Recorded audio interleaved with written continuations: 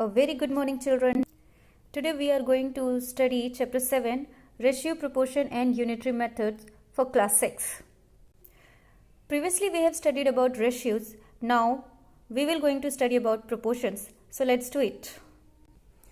तो बच्चों, proportion क्या होता है? चलिए आइए जानते हैं इस विषय में. मान लीजिए हमारे पास 4 नंबर हैं, 4 numbers as 1 A, B, C and D. हमारे पास ये 4 नंबर्स हैं. अब हम इन्हें प्रोपोर्शन में कब कह सकते हैं? जब हम इन्हें इस तरह से लिखें, A is to B is equals to C is to D. ठीक है. The proportionality of 4 numbers A, B, C, D. इन चारों नंबर की प्रोपोर्शनैलिटी को हम इस तरह से भी एक्सप्रेस कर सकते हैं. A is to B. ये जो साइन है ये इसको प्रोपोर्शन कहते हैं. C is to D, यानी A is to B, proportion C is to D. ठीक है. अब हम इस साइन के बारे में बात कर लेते हैं. ये जो साइन है हम इसको पढ़ते हैं is proportion to. ठीक है. इस साइन को हम बोलते हैं is proportional to.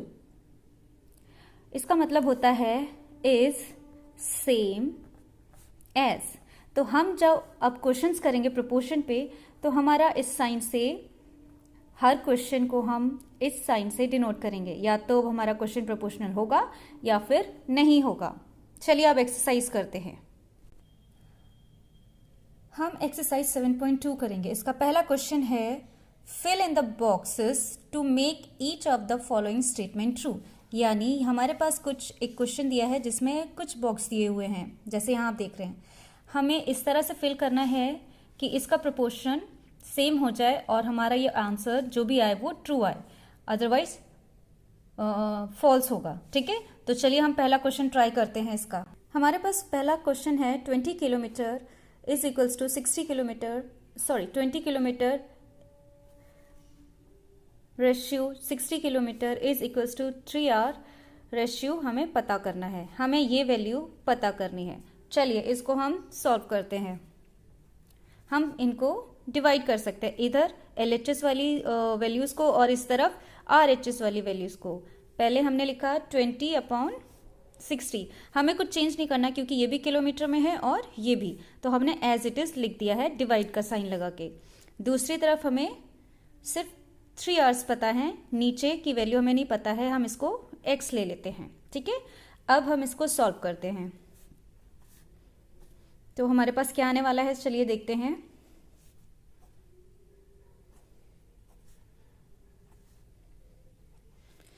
ठीक है. यहां पर हमारे पास आ गया 1/3 और यहां पर था हमारे पास 3/x. क्रॉस मल्टीप्लाई कर दीजिए इसको, यानी कि इस तरह से. तो ये क्या हो जाएगा, x हमारे पास यहाँ आ जाएगा x इज इक्वल्स टू 9. यानी कि हमारा ये जो क्वेश्चन है इसमें जो खाली जगह है वहां पर x आएगा, सॉरी x की वैल्यू 9 आएगी. ठीक है. तो हमारा आंसर यहाँ पर आ जाएगा 20 kilometre ratio 60 kilometre equals to 3 hour ratio. x की वैल्यू है 9, तो ये 9 आवर. ठीक है बच्चों, हमारा आंसर आ गया 9 आवर. इसी तरह से क्वेश्चन नंबर 1 का ऑप्शन 2 और 3 आप घर से ट्राई करेंगे. आप लोग ट्राई करिएगा इसे. चलिए क्वेश्चन नंबर 2 देखते हैं. Fill in the box the following so that the 4 numbers are in proportion. यानी कि हमें इस वैल्यू को फिल करना है और फिर देखना है कि ये प्रोपोर्शन में है या नहीं. चलिए हम इसका पहला सॉल्व करते हैं. तो हमारे पास क्वेश्चन सेकेंड का फर्स्ट है पार्ट. ये वैल्यू हमें पता करनी है, हमें नहीं पता. 16, 5 और 40. चलिए हम इसको सॉल्व करते हैं. जो जगह हमें नहीं पता है, जो हमें सॉर्ट आउट करना है, सॉल्व करना है, उसको हम x ले लेते हैं. और x को हमने मल्टीप्लाई करेंगे 40 से और ये हमारे प्रोपोर्शनल का साइन है. और 16 को मल्टीप्लाई किया हमने 5 से. अब आप क्या पाएंगे यहाँ पर, इसको हम ऐसे भी लिख सकते हैं 40x. चाहे तो आप इसको प्रोपोर्शनल का साइन लगा ले या फिर इक्वल्स टू का. ठीक है. चलिए मैं इसको इक्वल्स टू का साइन कर देती हूँ. यहाँ पर है 16, 5 सा 80 होता है, ठीक है। तो हम x इज इक्वल्स टू 80/40 कर देंगे। अब सॉल्व करिए इसे, तो हमारे पास आ जाएगा 2, ठीक है। तो हमारा जो बॉक्स था इसमें हमें कितनी संख्या लिखनी है, दैट इज 2, जो हम x मान के चल रहे थे। तो आप इसको इस तरह से लिख सकते हैं, देयरफॉर x की वैल्यू जो है 2 है, हम इसको इस वाले जो कि खाली है इसमें फिल कर देंगे, यानी कि 2, 16, 5 और 14। इसको लिखने का दूसरा तरीका है 2 is to 16 is equals to 5 into 40, ठीक है। इसी तरह से चलिए मैं इसका सेकेंड भी सॉल्व करती हूँ, दैट इज 5, 7। हमें ये वाला बॉक्स पता करना है और है 49। चलिए इसको भी हम इसी मेथड से सॉल्व करते हैं। 5 into 49 equals to 7 into x, ठीक है। तो हम 7x को इस तरफ लिख लेते हैं और 5 into 49 हमारे पास आएगी वैल्यू 245, ठीक है। अब हम इसको सॉल्व कर सकते हैं, यानी यहाँ पे x ले लीजिए 245/7। आप जब इसे सॉल्व करेंगे तो हमारे पास x की वैल्यू आ जाएगी 35, ठीक है। आप इसको एक और तरीके से सॉल्व कर सकते हैं। मैंने क्या किया, 5 को 49 से मल्टीप्लाई किया, यानी कि दो एक्सट्रीम्स आउटर वैल्यूज को मल्टीप्लाई किया, और ये जो मीन है 7 और ये जो जिसकी वैल्यू हम नहीं जानते, जिसको हमने x लिया है, इन दोनों को मल्टीप्लाई किया तो हमारे पास x की वैल्यू आ गई।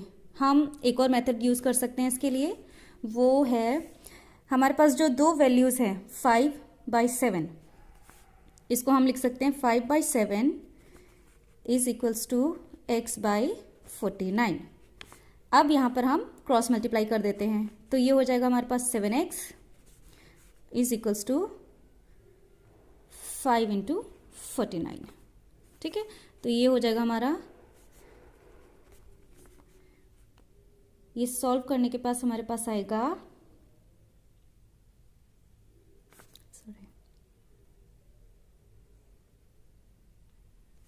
दिस विल कम 245, ठीक है। तो x इज इक्वल्स टू 245/7 और हमारे पास x आ जाएगा 35। यानी कि हम इस मेथड से भी कर सकते हैं, यानी कि दो एक्सट्रीम्स को मल्टीप्लाई करके और मीन्स को मल्टीप्लाई करके, या फिर हम जो हमारे LHS और RHS में वैल्यूज़ हैं, LHS को एक साथ डिवाइड कर दीजिए और RHS वाली वैल्यूज़ को एक साथ डिवाइड कर दीजिए। उसके बाद उनको क्रॉस मल्टीप्लाई करके हम x की वैल्यू निकाल सकते हैं। तो हमारे इस सेकेंड वाले क्वेश्चन में हमारे पास x की वैल्यू आएगी अब 5, 7 और x की वैल्यू आ जाएगी 35 और 49, ठीक है बच्चों। आज के लिए इतना ही। बाकी आप क्वेश्चन नंबर 1 में B और C खुद से करेंगे और क्वेश्चन नंबर 2 का C और D आप होमवर्क में करेंगे।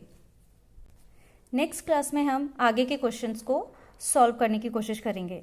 तब तक के लिए अपना ध्यान रखें और सुरक्षित रहें।